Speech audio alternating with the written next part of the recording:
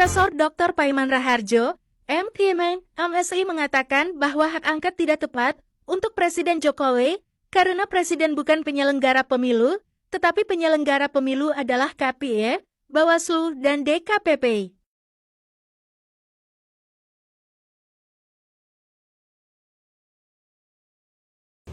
Selamat pagi, Prof.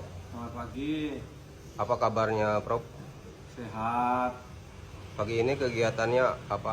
Ya biasa, setiap pagi lari-lari, kemudian naik sepeda agar badan sehat dan segar.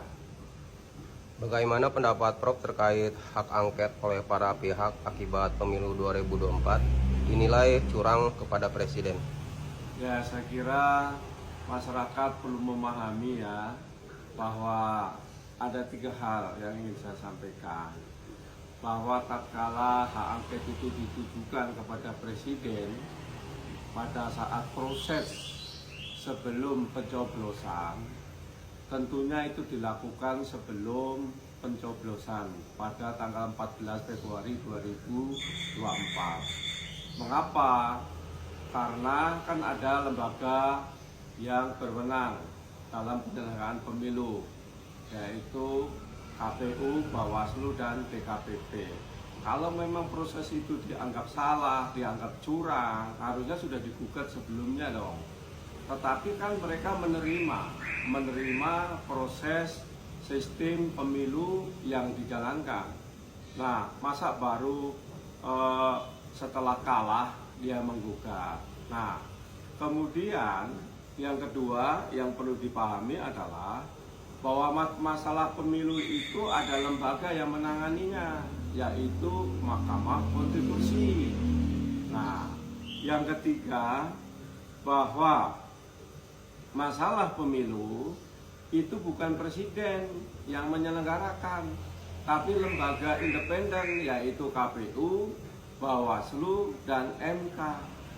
Jadi, kami menilai bahwa kelompok-kelompok yang ingin menggulirkan hak angket kepada Presiden salah sasaran.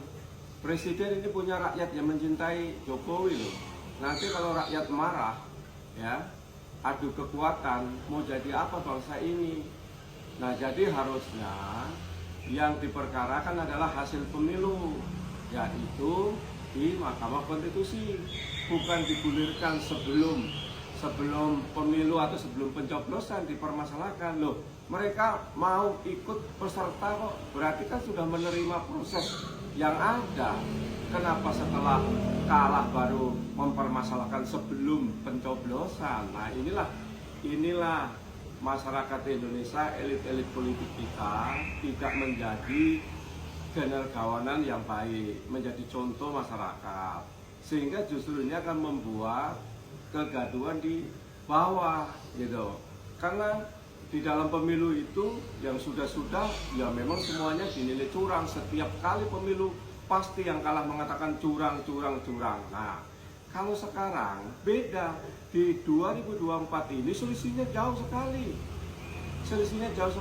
Untuk paslon 0102 selisihnya hampir 31%. Paslon 03 dengan 02 selisihnya 41%. Dibayangkan, seandainya ada kecurangan yang nggak signifikan dari hasil pemilu ini. Jadi saya sebagai masyarakat dan saya sebagai ketua relawan sedulur Jokowi, relawannya Jokowi, kami akan menggalang seluruh relawan Jokowi, ada 1.330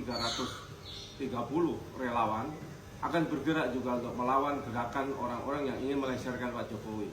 Pak Jokowi, Presiden baik, Presiden yang sudah menghantarkan Indonesia memiliki yaitu nama ataupun perhitungan dari negara-negara di dunia. Nah, jadi jangan karena kalah terus membabi buta, nggak melihat prosedur. Nah, mekanisme udah jelas kok.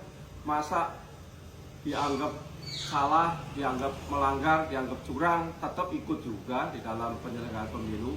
Tapi begitu kalah, nah, harusnya yang diperkarakan cari bukti-bukti dari hasil pemilu, ada nggak kecurangan. Nah itu dong, jangan yang sudah proses berjalan diperkarakan. Nggak ada itu kaitannya dengan hak angket Presiden. Kenapa? yang menyelenggarakan adalah lembaga independen, KPU, Bawaslu, dan DKPP, bukan presiden. Saya orang pertama yang akan menggerakkan kepada seluruh relawan untuk melawan orang-orang yang ingin melengsarkan presiden yang sah. Terima kasih, selamat pagi.